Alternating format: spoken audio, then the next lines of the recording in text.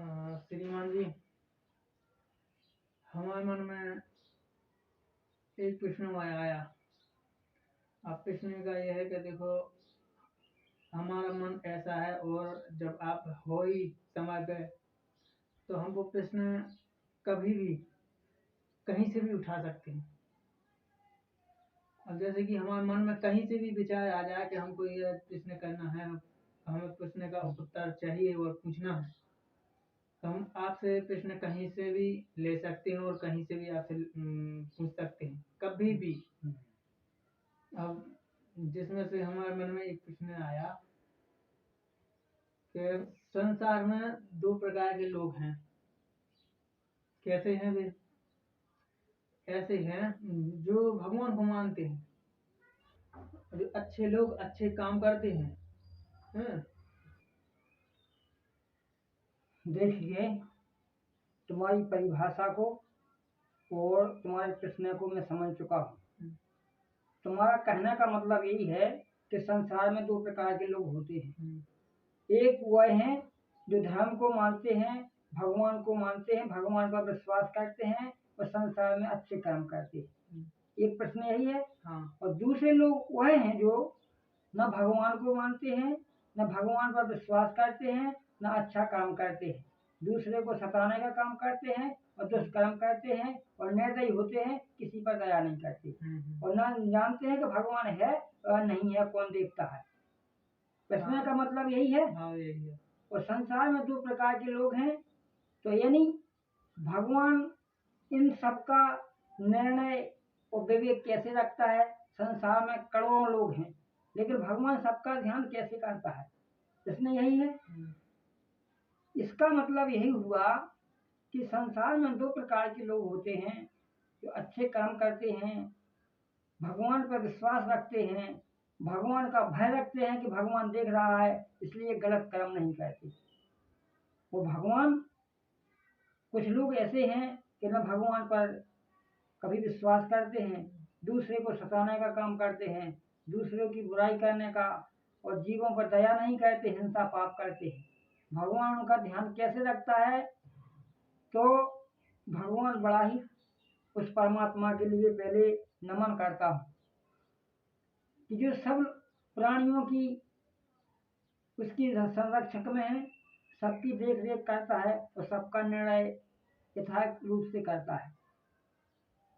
तो इसका मतलब यह है कि परमात्मा ने संसार में सभी जीव को बनाया, चराचर जीव उन्हीं की परमात्मा की ही संतान है। लेकिन जो जैसा कर्म करता है वैसा ही भगवान उनको निर्णय में फल देता है। भगवान के प्यारे सभी हैं, जैसे रामचरितमानस में लिखा है कि सब मम प्रिय सब मम उपजाए और सबसे अधिक मनुज मोह भाई। सब भगवान को प्रिय हैं, सब उन्हीं से प्रकट हुए, सब उन्हीं ने उपजाए हैं। लेकिन सबसे अच्छा मनुष्य क्यों है? क्योंकि मनुष्य के अंदर भाव भक्ति की भावना होती है और उसके पास विवेक और निर्णय होता है, ज्ञान होता है। पशु पक्षियों के अंदर ये कुछ नहीं है, तो सबसे प्रिय है। लेकिन मनुष्य सबसे शैतान बन गया है, क्योंकि भगवान को भूल चुका है। तो भगवान उनको वैसा ही फल देता है, जैसे कि भगवान के लिए एक प्रकार से अच्छे कर्म करने के लिए भगवान अच्छा फल देता है। लेकिन भगवान को प्रिय तो सब हैं, ऐसा नहीं है कि भगवान को प्रिय नहीं। जैसे एक माँ बाप के 4 लड़के हैं, अब 4 लड़के में भगवान को प्रिय कौन लगेगा? जो भगवान की आज्ञा पर चलेगा, भगवान के और बताए हुए मार्ग पर चलेगा, और भगवान की जो सेवा करेगा और जितने भगवान ने नियम बताए उन नियम का पालन भी करेगा,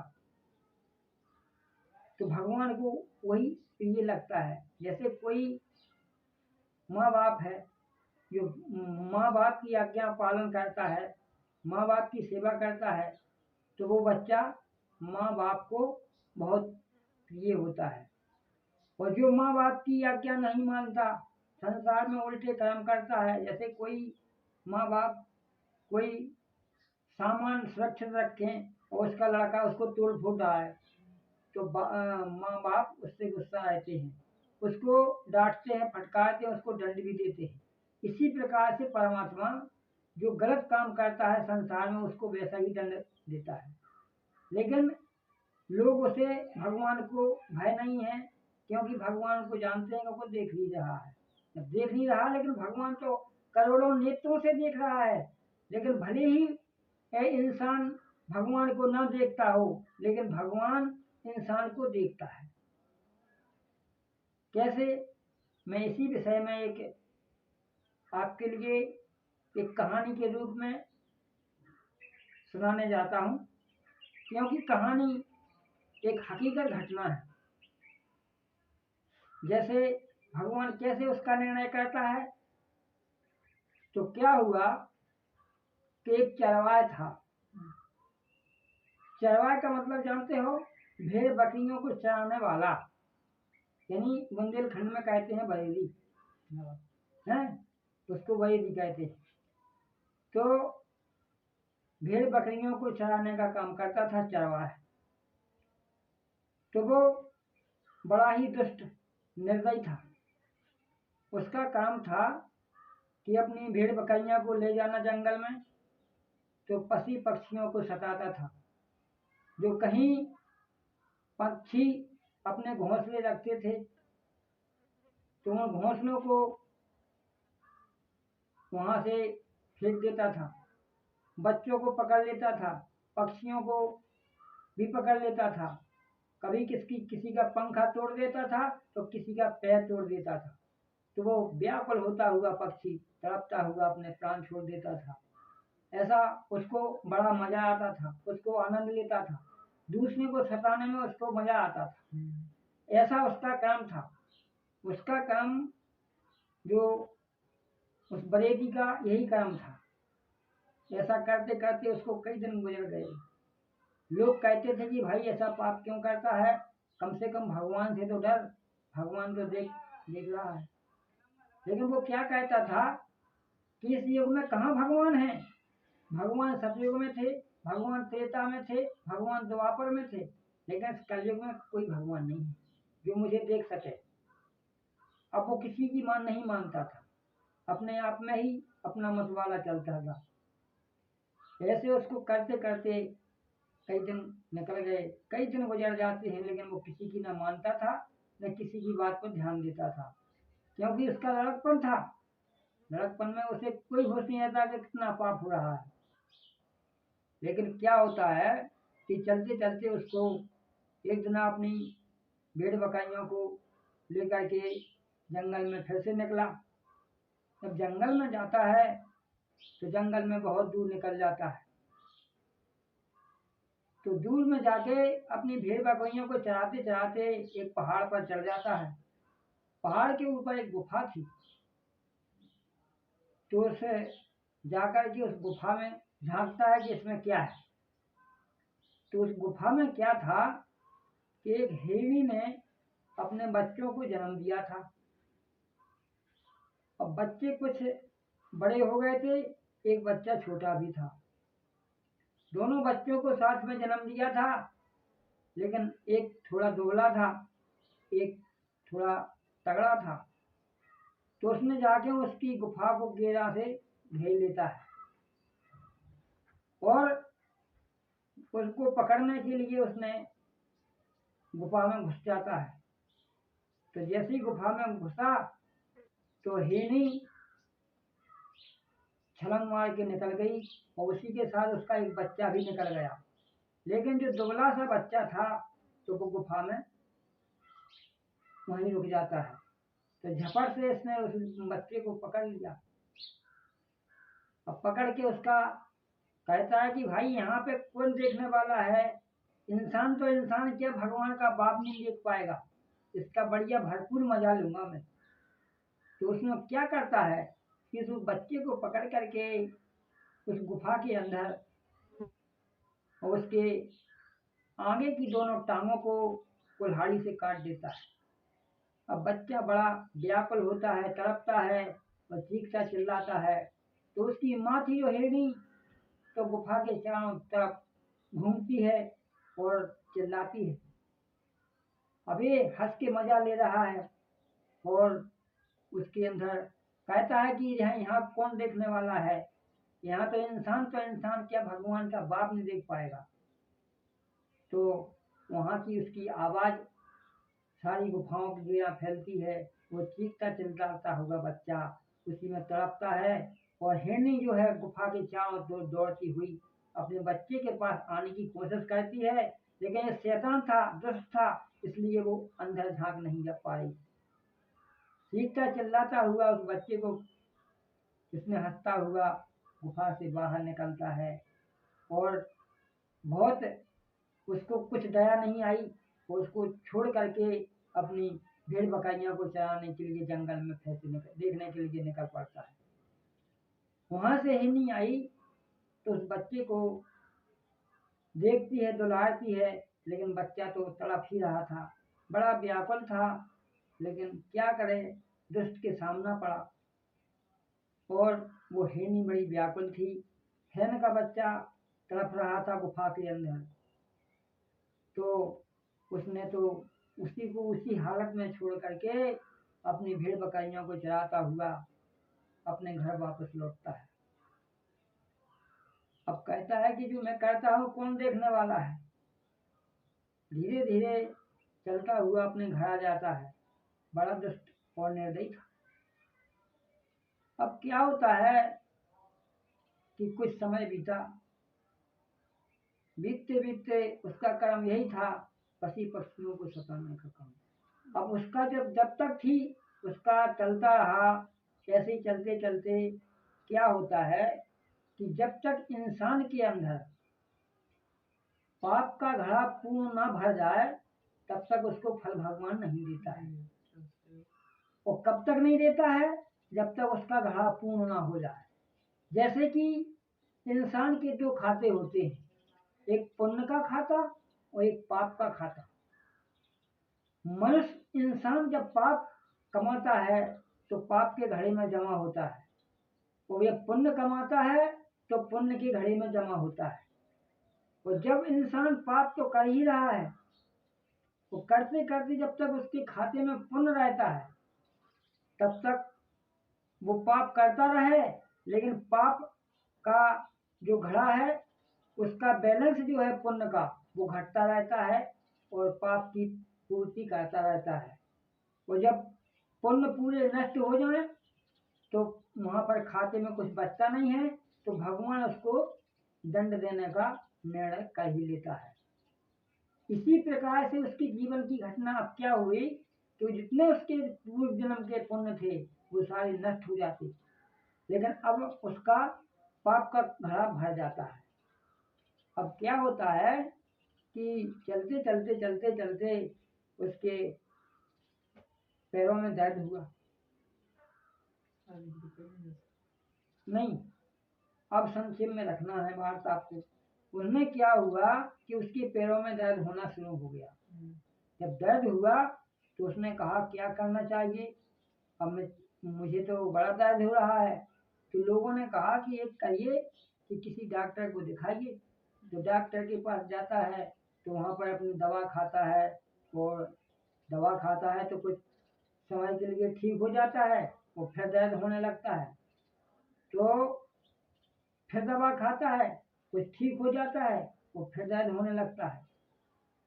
अब लोगों ने कहा कि भाई ऐसा कब तक करेंगे, ऐसा दर्द होता ही रहेगा, दवाई खाता रहेगा। तो अब जो भेड़ बकरियों को चराने का काम था उसका वो भी ठप हो जाता है, तो अपनी भेड़ बकरियों को बेच देता है, और जो उसका पैसा मिला तो अपनी दवाई में खर्च करने लगा। तो फिर उसका एक पैर का दर्द ठीक हो, दूसरे में दर्द, दूसरे का ठीक हो, फिर दूसरे का दर्द, ऐसा करते करते उसको कभी इस डॉक्टर के पास, कभी उस डॉक्टर के पास, कभी उस डॉक्टर के पास, ऐसे ऐसे जितना उसका भेड़ बकरियों का पैसा हुआ था सारा उसकी दवाई के पैरों की दवाई में नष्ट हो जाता है। इसलिए कहते हैं कि पुण्य की जड़ पाताल में और पाप की जड़ अस्पताल में। अस्पताल में सारा पैसा निकल गया, उसके पास कुछ भी नहीं रहा, और उसको पीड़ा बढ़ती गई। अब एक दिन क्या हुआ कि जब दवाई समाप्त हो गई तो ज़्यादा ही दर्द हुआ, तो रोता है, चीखता है, चिल्लाता है कि मर गए वो। उसके दोनों पैर इतने मोटे सूजकर हो जाते हैं। तो सारी रात रोया चिल्लाया। लोगों ने कहा भाई क्या हो गया, क्यों चिल्लाते हो, क्या तकलीफ है? बोले मेरे दोनों टांगों में दर्द है, कोई पैसा देने वाला नहीं है, पैसा मेरे पास बचा नहीं है, 6 माह की दवाई में सारा पैसा चला गया, लेकिन मेरे पैर ठीक नहीं हुए। लोगों ने कहा तो ऐसा करो कि ऐसा कब तक रोते रहोगे, कब तक दर्द भोगते रहोगे, किसी बड़ी अस्पताल में जाके, हॉस्पिटल में जाके इसका बढ़िया इलाज कराओ। तो बोले पैसा तो देने वाला कोई नहीं है, ना कुछ देता है। बोले थोड़ी बहुत जमीन हो, अपनी जमीन को बेच दो, इसको ठीक करा लो। उसके एक ही लड़का था, तो उसने जमीन को बिकाऊ कर दिया और अपनी जितनी जमीन थी उसको बेच दी, उसका पैसा लिया। तो जा करके बड़ी लंबी अस्पताल में ले गया, बड़ी हॉस्पिटल में उसको भर्ती कराया। डॉक्टरों ने उसकी जान पड़ताल की, उसकी जितनी भी उसकी शरीर की घुटनों की जांच की, सर्जन की। तो डॉक्टरों ने बताया कि भाई इसके घुटनों में इंफेक्शन बन गया है, कैंसर बन गया है। अब यहाँ से तो भाई दवाई से ना इंजेक्शन से कुछ नहीं होगा, अब तो यहाँ से उसके घुटने कटने ही होंगे। अब वो सुनता है कि ऐसा है कि घुटने कटेंगे भाई। अब ये मन में सोचता है कि हे भगवान, मैं सोचता था कि यहाँ पर कौन कोई देख रहा है, यहाँ पर कोई इंसान पे इंसान भगवान का बाप नहीं देखता है। लेकिन भगवान इतनी पीड़ा, इतना दुख तो मैंने कभी नहीं सहा, लेकिन आज मेरे घुटने कटने की नौबत सामने आई। हे भगवान, मैं ऐसे गलत कर्म कभी नहीं करूँगा। मैं आपको भी मानूंगा कि वास्तव में आप हैं, क्योंकि आप तो करोड़ों नेत्रों से देख रहे हैं। वहाँ तो मैं तो आपको नहीं देखता था, लेकिन मुझे आप देख रहे होते जब मैंने पाप किया। अब मन ही मन में उस पश्चाताप करता है। अब कहा भाई ऐसे कुछ नहीं होगा, अब तो घुटने कटने ही होंगे।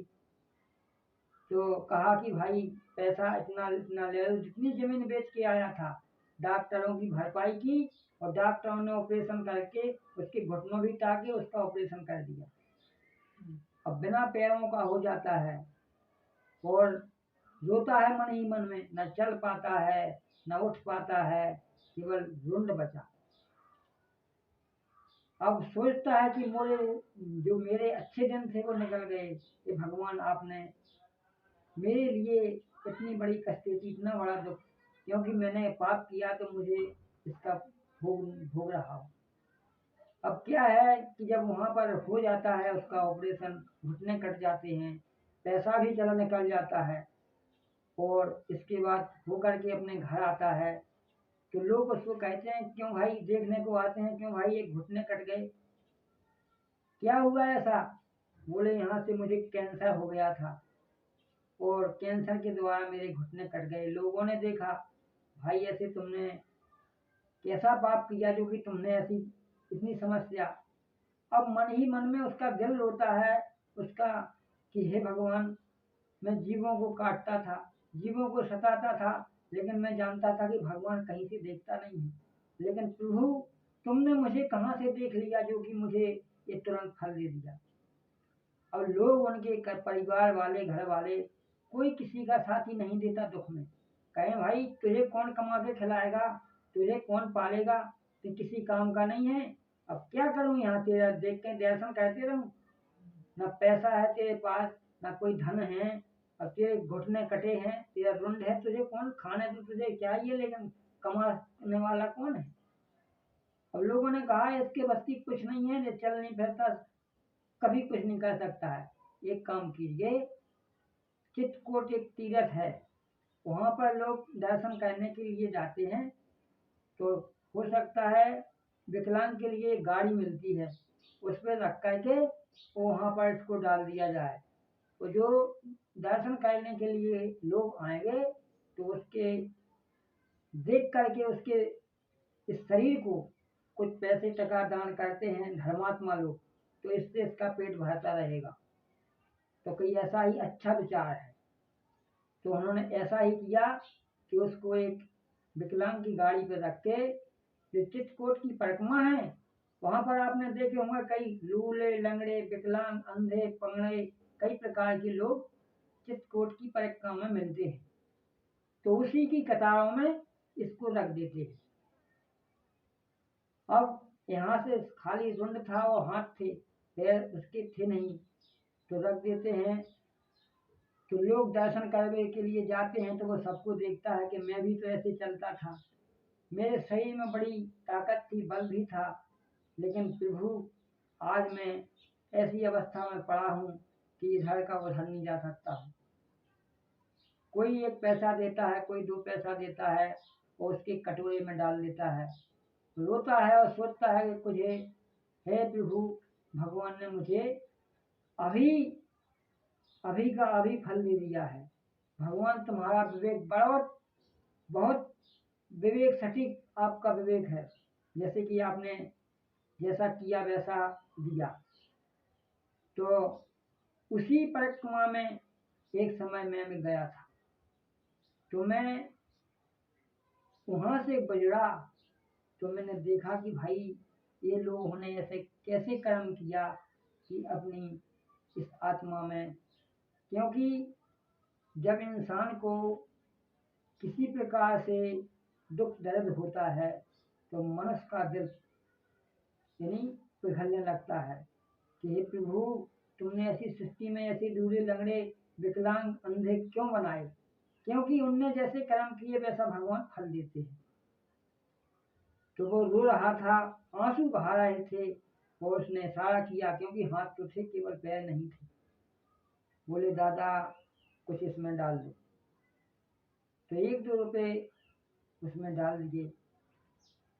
भाई पूछा उससे कि ये बताओ कि अगर तुम्हारे एक्सीडेंट से पाँव कट नहीं सकता, अगर कटते तो एक कट सकता था, एक तो बचते, लेकिन एक तो बच जाते, लेकिन तुम्हारा जन्म से तुम ऐसे हुए नहीं कि तुम्हारे दोनों पैर ना हो, गर्भ से तो तुम्हारे दोनों पैर भी हो सकते हैं, लेकिन ये तो कटे।